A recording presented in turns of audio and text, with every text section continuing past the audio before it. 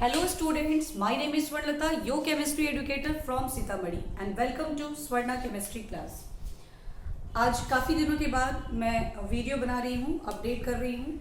आज का जो हमारा टॉपिक था इलेक्ट्रोकेमिस्ट्री का, जो हमारा प्रीवियस छूट गया था, इलेक्ट्रोलिटिक सेल, वहीं से हम लोग करने वाले हैं यहाँ पर. Electrolytic cell and the product of electrolysis and the Faraday's law of electrolysis. Whole complete electrolytic cell जो है उसकी स्टडी हम लोग करेंगे आज. व्हाट इज इलेक्ट्रोलिटिक सेल हम लोगों ने पहले ही पढ़ा था. फर्स्ट लेक्चर ऑफ इलेक्ट्रोकेमिस्ट्री जो है उसमें ही हम लोगों ने पढ़ लिया था कि इलेक्ट्रोलिटिक सेल्स होते हैं the cell in which electrical energy is converted to chemical energy. यानी जिस सेल में इलेक्ट्रिकल एनर्जी केमिकल एनर्जी में कन्वर्ट होती है, that is called electrolytic cell. It means कि जब हम लोग इलेक्ट्रिसिटी पास करते हैं, इलेक्ट्रिसिटी प्रोवाइड करते हैं, तो जो इलेक्ट्रोलाइट प्रेजेंट होते हैं किसी भी सॉल्यूशन में, that dissociates into their ions. और डिसोसिएट होने के बाद वो क्या देंगे? Cation and अनायन. कटायन यानी पॉजिटिव चार्ज वाले आयन और अनायन मीन्स नेगेटिव चार्ज वाले आयन. तो ऐसे में क्या होगा? कटायन रिड्यूस्ड हो जाएगा कैथोड पर और अनायन ऑक्सीडाइज्ड हो जाएगा एनोड पर. ठीक है. इन केस अगर हम लोगों ने इनर्ट इलेक्ट्रोड को यूज किया है और molten salt of solution use किया है, हम लोगों ने इलेक्ट्रोलाइट के मॉल्टेन साल्ट का यूज किया है, then we have only one cation and only one anion available. ठीक है. और जो हम लोगों ने इलेक्ट्रोड यूज किया दैट इज ऑल्सो इनर्ट, इसलिए उसका भी कोई पार्टिसिपेशन, कोई रोल नहीं होगा और सिर्फ एक कैथोड पर प्रोडक्ट मिलेगा और एक एनोड पर प्रोडक्ट मिलेगा. बट इन केस अगर हम एक्वस सॉल्यूशन लेते हैं उसी इलेक्ट्रोलाइट का, then we have two cations available and two anions available. कैसे? तो एक तो उस इलेक्ट्रोलाइट का कटायन अनायन अवेलेबल होगा और दूसरा वाटर का H+ और OH- अवेलेबल होगा. ठीक है. तो यहां पर जब दो कटायन और दो अनायंस अवेलेबल होंगे तो उनके बीच क्या हो जाएगी? कंपटीशन हो जाएगी. किसके बीच? कटायंस और दो कटायंस और दो अनायंस के बीच में. तो कंपटीशन में जिसका प्रोबेबिलिटी ज्यादा फॉर्म करने का होगा, रिड्यूस्ड होने का, वो रिड्यूस्ड हो जाएगा और जिसका ऑक्सीडाइज्ड होने का होगा वो ऑक्सीडाइज्ड हो जाएगा. ये कैसे पता करेंगे? हम लोगों ने ऑलरेडी इलेक्ट्रोकेमिकल सीरीज में पढ़ा था कि जिसका लो इलेक्ट्रोड पोटेंशियल वैल्यू होता है, यानी कि वो ऑक्सीडाइज्ड होता है एनोड पर, और जिसका हाई इलेक्ट्रोड पोटेंशियल वैल्यू होता है वो रिड्यूस्ड होता है कैथोड पर. ठीक है. तो अगर मान लीजिए हम लोगों ने मॉल्टेन इलेक्ट्रोलाइट यानी NaCl का यूज किया यूजिंग प्लैटिनम. यहां ध्यान रखिएगा, हम जो इलेक्ट्रोड यूज कर रहे हैं वो भी कैसा है, उसका भी रोल होता है. यहां हम लोगों ने इनर्ट इलेक्ट्रोड का यूज किया है, so there is no any participation, there is no any interference of the electrode in the electrolytic cell reaction. लेकिन अगर यहां कोई हम रिएक्टिव इलेक्ट्रोड का यूज कर लें तो फिर हमारा जो प्रोडक्ट ऑफ इलेक्ट्रोलाइसिस है वो चेंज हो सकता है. ठीक है. तो जब हम लोगों ने मॉल्टेन यानी मेल्टेड फॉर्म ऑफ NaCl को लिया, then we have only one cation available and only one anion available. ठीक है. कैसे आया ये? By passing electricity. यहां हम लोगों ने इलेक्ट्रिसिटी पास किया और ये आयंस में टूट गए. एनोड पे ऑलवेज क्या होता है? ऑक्सीडेशन. ऑक्सीडेशन मतलब किसका? Loss of electron. Electron lose कौन करेगा? जिसके पास ज्यादा है. ज्यादा किसके पास है? यानी जिसपे माइनस चार्ज है. तो Cl- ऑक्सीडाइज्ड हो जाएगा Cl2 में, यानी एनोड पे हम लोगों ने क्या ऑब्टेन किया? Cl2. लेकिन कैथोड की जब बात करेंगे तो वहां रिडक्शन होती है. रिडक्शन मतलब इलेक्ट्रॉन का गेन. इलेक्ट्रॉन गेन कौन करेगा? जिसके पास इलेक्ट्रॉन की कमी है. कमी मतलब प्लस चार्ज वाले आयंस, यानी Na+ इलेक्ट्रॉन लेके Na. यानी जब हम लोगों ने मॉल्टेन NaCl का इलेक्ट्रोलाइसिस किया by using inert electrode that is platinum, then we get chlorine at anode and sodium at cathode.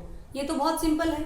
अब यहीं पर अगर हम लोग इस क्वेश्चन को थोड़ा चेंज कर दें and we use aqueous NaCl using platinum electrode.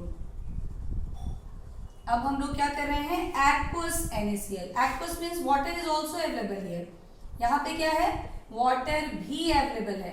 तो NaCl तो Na प्लस और Cl माइनस में टूट गया, वाटर भी H प्लस और OH माइनस में. Now we have 2 cation available here and 2 anion available here. यहाँ अब 2 cation है और 2 anion है. तो out of the 2 cation कोई एक ही reduced होगा and out of the 2 anion कोई एक ही oxidized होगा. अब हम कैसे समझेंगे कि किसका ऑक्सीडेशन किसका रिडक्शन. तो जिसकी इलेक्ट्रोड पोटेंशियल वैल्यू लो होगी, यानी Cl माइनस और OH माइनस में जिसकी वैल्यू लो होगी वो ऑक्सीडाइज्ड होगा एनोड पे, और Na प्लस और H प्लस में जिसकी वैल्यू हाई होगी वो रिड्यूस्ड होगा कैथोड पे, क्योंकि कैथोड पे ही रिडक्शन होता है, इलेक्ट्रॉन का गेन होता है. कैटायन ही इलेक्ट्रॉन गेन करेंगे और एनोड पे ऑक्सीडेशन होता है और अनायन ही इलेक्ट्रॉन को लूज करके ऑक्सीडाइज्ड होंगे. तो हम लोगों को अब ये देखना है कि out of Na plus and H plus reduced कौन होगा फर्स्ट, और Cl माइनस और OH माइनस में ऑक्सीडाइज्ड कौन होगा फर्स्ट. तो इसके लिए हम आपको एक बता रहे हैं चार्ट, वो आप देखिए, उसके बेसिस पे आप कर सकते हैं. Suppose you have a competition between H plus and CO2 plus, Ag plus, Au plus and Pt2 plus. यानी अगर कंपटीशन हाइड्रोजन आयन और लिस्ट रिएक्टिव मेटल आयंस, ये 4 ही आपको बेसिकली याद रखने हैं, कॉपर, सिल्वर, गोल्ड और प्लैटिनम. अगर कंपटीशन इन दोनों के बीच है रिड्यूस्ड होने की, means hydrogen ion and copper ion, hydrogen ion and silver ion, hydrogen ion and gold ion, hydrogen ion and platinum ion, तो आपको पता है कि इसका रिडक्शन पोटेंशियल वैल्यू हाइड्रोजन का क्या होता है, 0 होता है, और इन सभी का रिडक्शन पोटेंशियल वैल्यू क्या होता है, पॉजिटिव होता है. तो जिनका हाई होगा वो रिड्यूस्ड होंगे. तो हाइयर किनके हो गए, इनके, यानी कि हम इनका रिडक्शन करेंगे, H प्लस का रिडक्शन नहीं करेंगे. ठीक है. अब अगर कंपटीशन बहुत reactive metals like Na plus, Mg2 plus, Mn2 plus, K plus, Zn2 plus, Fe2 plus, CO3 plus, Cr3 plus, इस तरह के काफी रिएक्टिव मेटल और भी कई हैं आपको.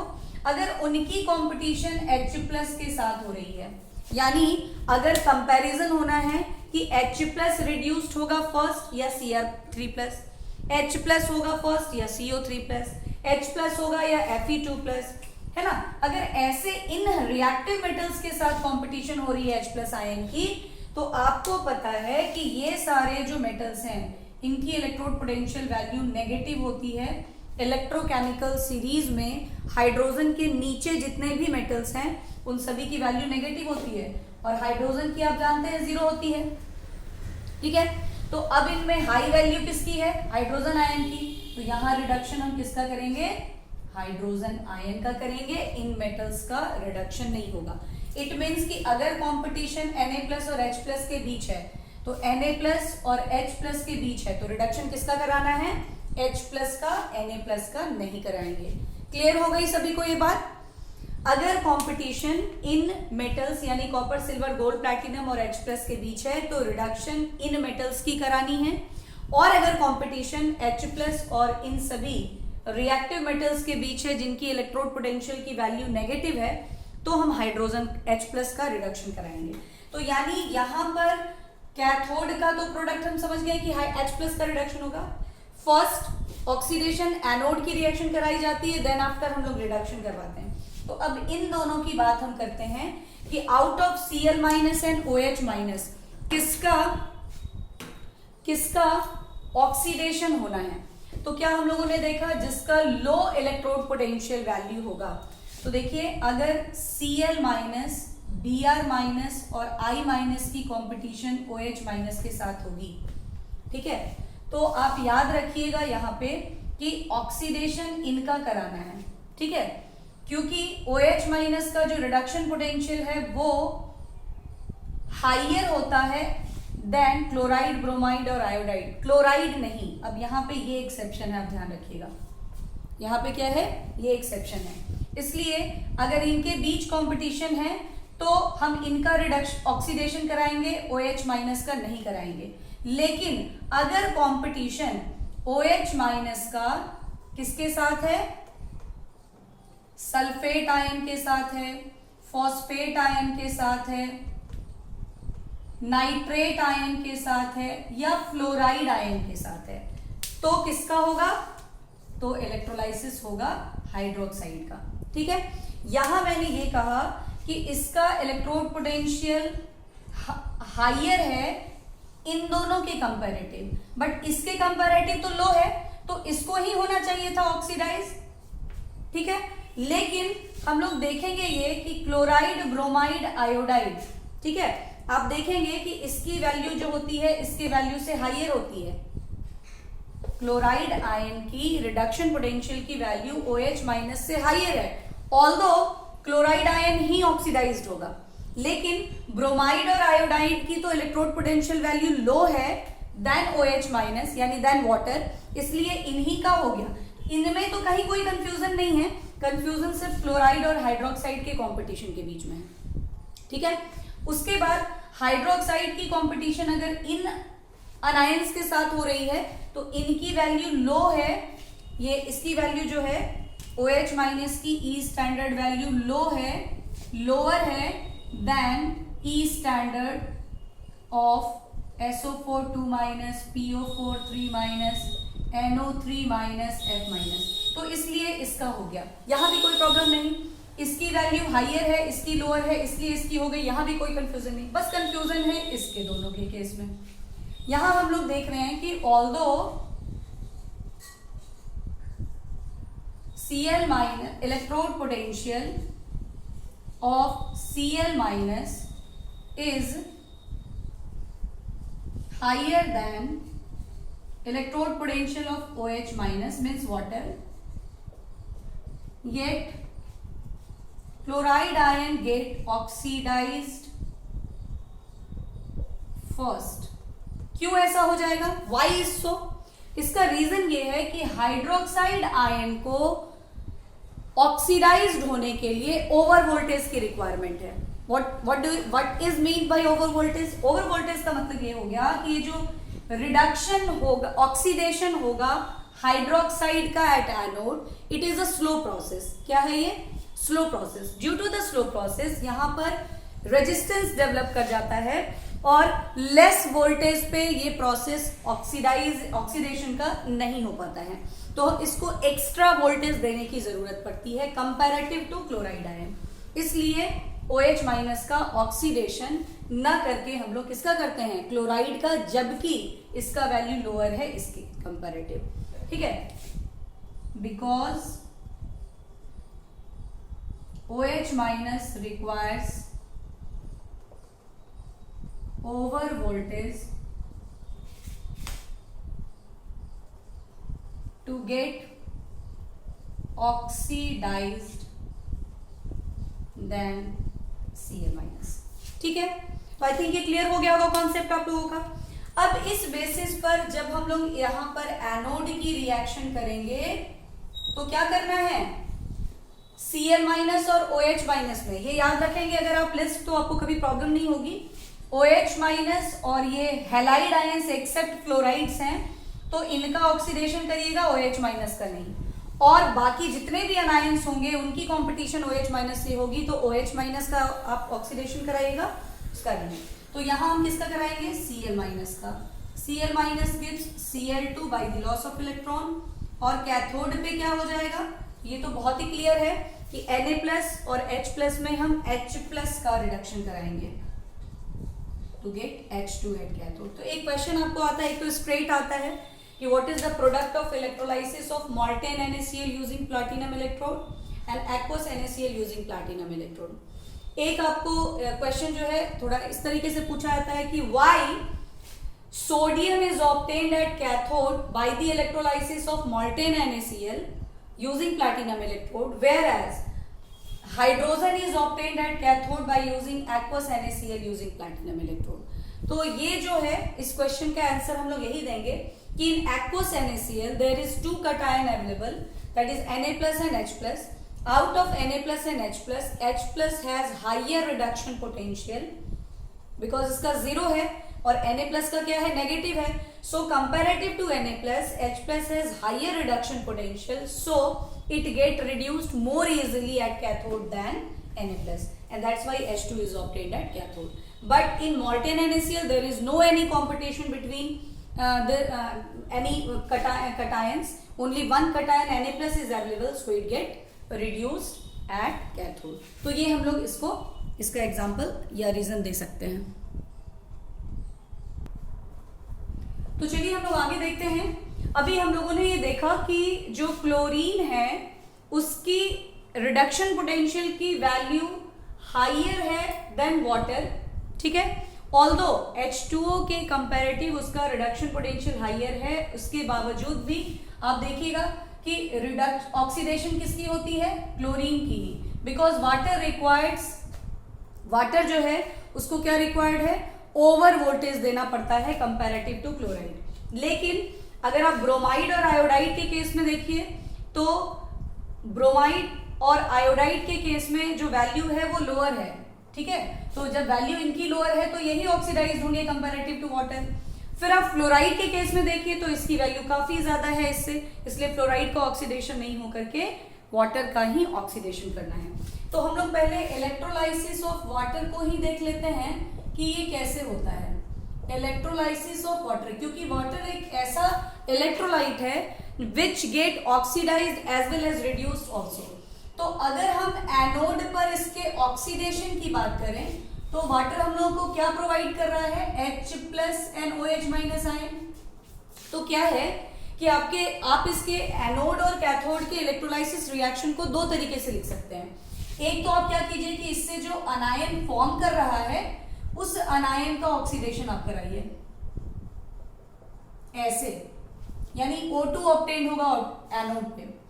कभी कभी आप देखेंगे बुक्स में कि आपको इसका इलेक्ट्रोलाइसिस वाटर के फॉर्म में ही कराया हुआ होता है, H प्लस O2 और 2 इलेक्ट्रॉन के फॉर्म में. O2 ही ऑब्टेन होगा एनोड पे, बट OH माइनस आयन का इलेक्ट्रोलाइसिस नहीं करा के कंप्लीट वाटर की ही इलेक्ट्रोलाइसिस करा दी जाती है. तो आप रिएक्शन को एनोड पर ऐसे भी लिख सकते हैं, OH माइनस को ऑक्सीडाइज करके, या फिर आप वाटर का ही ऑक्सीडेशन करा दीजिए. सिमिलरली कैथोड पर अगर आप आते हैं तो आप कैथोड पे क्या कर सकते हैं, डायरेक्ट H प्लस का करा दीजिए, या आप वाटर का भी करा सकते हैं.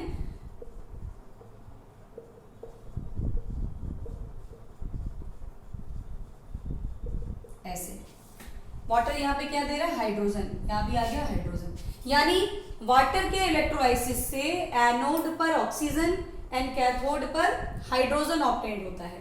बस यही है कि रिएक्शन को आइदर आप आयंस के इलेक्ट्रोलाइसिस, आयंस के रिएक्शन के थ्रू दिखाइए, या फिर वाटर का ही आप ऑक्सीडेशन या वाटर का ही आप रिडक्शन करा दीजिए. दोनों तरीके से आप लिख सकते हैं. तो हम लोगों ने ये वाले रिएक्शन को यूज किया है, और जब हम ऑक्सीडेशन कराएंगे वाटर का, कंपैरिजन होगा जब इन सभी आयंस का इसके साथ, यानी अगर कंपटीशन OH माइनस और F माइनस के बीच होगी, OH माइनस और नाइट्रेट आयन के बीच होगी, OH माइनस और सल्फेट आयन के बीच होगी, या फॉस्फेट के साथ, तो हम OH माइनस का, यानी हम लोग ये वाले रिएक्शन को ही प्रीफर करेंगे, क्योंकि बहुत से बुक्स में आपको ये मिल जाएगा, इसलिए दोनों ही हम आपको बता दिए हैं. आप ऐसे भी लिख सकते हो, ऐसे भी लिख सकते हो, ऑक्सीडेशन रिएक्शन ऑफ वाटर.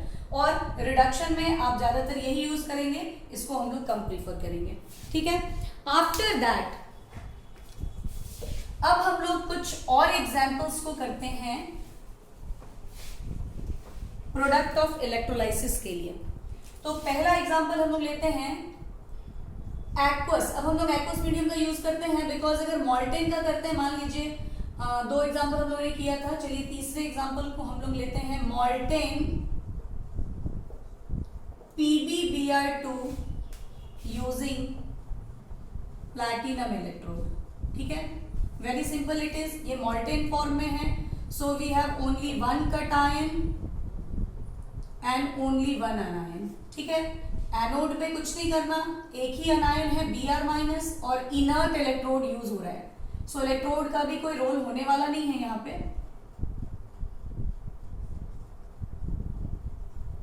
ऐसा होगा आपको.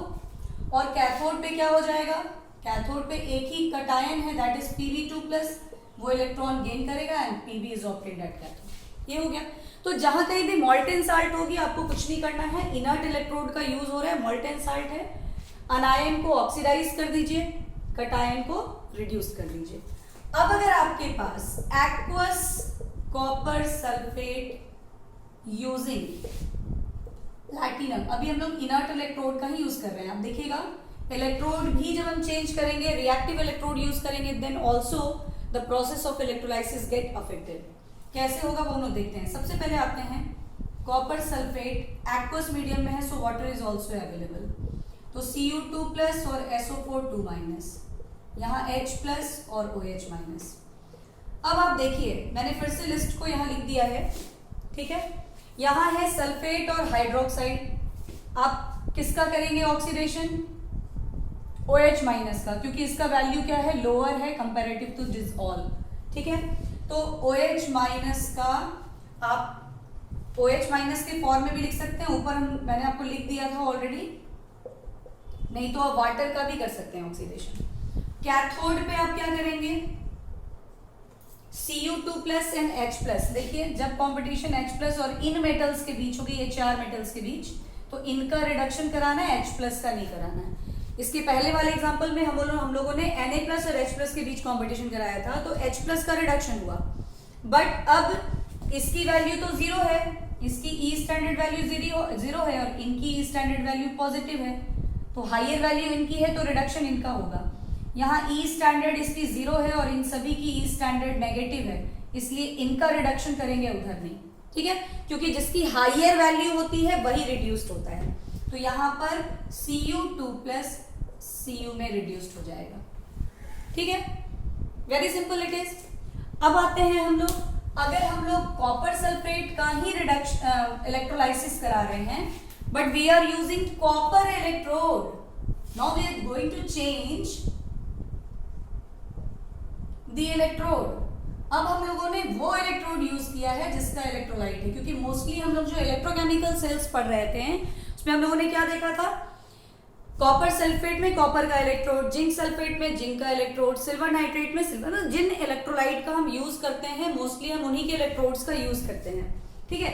तो अगर हम सेम इलेक्ट्रोड का यूज कर दें तो वी नो कि metals are very good reducing agents, metal में ऑक्सीडाइज्ड होने की टेंडेंसी किसी भी अनायन के कंपैरेटिव ज्यादा होती है, तो क्या होगा ऐसे में, ऐसे में आपके पास अवेलेबल जरूर होंगे अनायंस, नो डाउट कि we have sulphate ion also available here and OH minus is also available here, ठीक है।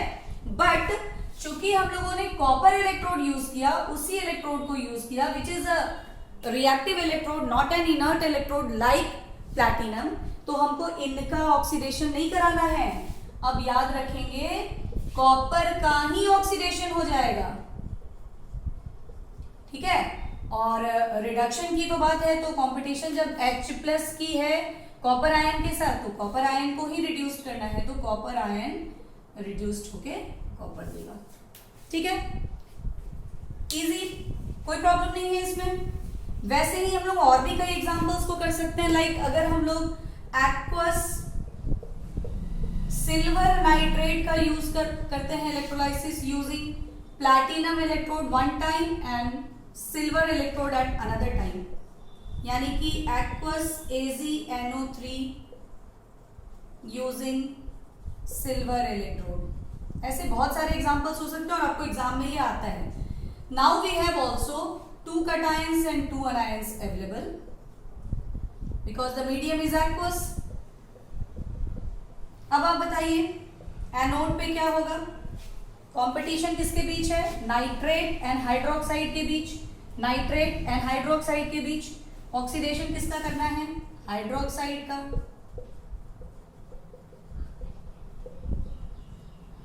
ठीक है। कैथोड पे क्या करना है, कैथोड पर तो कंपटीशन Ag प्लस और H प्लस के बीच है, तो Ag प्लस का करना है, Ag प्लस इलेक्ट्रॉन लेकर Ag फॉर्म कर देगा, ठीक है। अब यहां जब हम लोग सिल्वर इलेक्ट्रोड की यूज कर देंगे तो नो डाउट आयंस तो हमारे पास इतने ही अवेलेबल होंगे, बट एनोड पर इन अनायंस का कोई भी रोल नहीं होगा।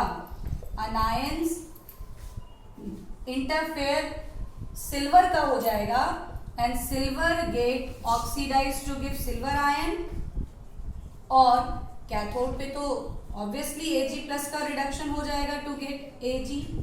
तो आपको ये बात याद रखनी है कि अगर हम किसी इलेक्ट्रोलाइट का इलेक्ट्रोलाइसिस करते हैं यूजिंग सेम इलेक्ट्रोड, उसी इलेक्ट्रोड का, तो इन दैट केस आपको अनायंस का पार्टिसिपेशन एनोड पे नहीं करना है फॉर ऑक्सीडेशन, आपको वहां उसी मेटल का ऑक्सीडेशन करा देना है जिस मेटल इलेक्ट्रोड का यूज किया गया है। चलिए एक दो और हम करते हैं। Dilute H2SO4 using platinum electrode. देखिए डाइल्यूट H2SO4 मीन्स हमारे पास वाटर भी अवेलेबल है यहाँ पर, एंड अब कंपटीशन किसके बीच है? सल्फेट एंड हाइड्रोक्साइड के बीच। नेचुरली हम लोग हाइड्रोक्साइड का ऑक्सीडेशन कर देंगे। ये रिएक्शन आप याद कर लेंगे, ठीक है, इसको आप याद ही कर लें, दैट शुड बी बेटर। और कैथोड पे तो कंपटीशन है ही नहीं क्योंकि H प्लस आयन ही अवेलेबल है, सो H प्लस का आप रिडक्शन कर देंगे which gives H2। Very simple it is. अब लेकिन जब हम लोग कंसंट्रेटेड H2SO4 का यूज करते हैं तो क्या होगा? We have no any competition between cation and anion. यहाँ तो हाइड्रोक्साइड आयन है नहीं, तो ऑक्सीडेशन नेचुरली किसका होना होगा? सल्फेट का। सल्फेट ऑक्सीडाइज्ड होके क्या देगा? यही डाइथायोनेट आयन, ठीक है, S2O8 2-, ठीक है। और कटायन क्या है? H प्लस, तो वो इलेक्ट्रॉन लेके H2 फॉर्म कर देगा। तो ध्यान रखिए डाइल्यूट यूज किया तो कैथोड पे तो H2 ही ऑब्टेन्ड हुई, बट एनोड पे O2 आया। बट जब हम लोगों ने कंसंट्रेटेड H2SO4 यूज किया तो हमारा प्रोडक्ट जो है एनोड का वो चेंज हो गया। तो आपको 2-3 बातें ही इसमें याद रखनी है। एक तो आप इलेक्ट्रोड कैसा यूज कर रहे हैं, उसके according product of electrolysis change होगा। उसके बाद आप एक्वस मीडियम का यूज कर रहे हैं, मॉल्टेन कर रहे हैं, कोई प्रॉब्लम नहीं होगी। जो कटायन जो अनायन होगा, कटायन का रिडक्शन हो जाएगा, अनायन का ऑक्सीडेशन हो जाएगा। एक्वस मीडियम होगी तो कॉम्पिटिशन होगी, उसके लिए आपको लिस्ट याद रखनी होगी कि किसका ऑक्सीडेशन या किसका रिडक्शन होना है। और इलेक्ट्रोड अगर आप प्लैटिनम कर रहे हैं यूज तो इलेक्ट्रोड का कोई इंटरफेरेंस नहीं होगा, लेकिन अगर आप सेम इलेक्ट्रोड का यूज कर रहे हैं जिसका इलेक्ट्रोलाइट लिया है तो उसी मेटल का ऑक्सीडेशन करना होगा, अनायन का कोई रोल नहीं होगा एनोड के पर ऑक्सीडेशन में, ठीक है। तो आज के लिए वीडियो इतना ही रहने देते हैं। नेक्स्ट हमारा टॉपिक आएगा Faraday's law of electrolysis. Okay bye.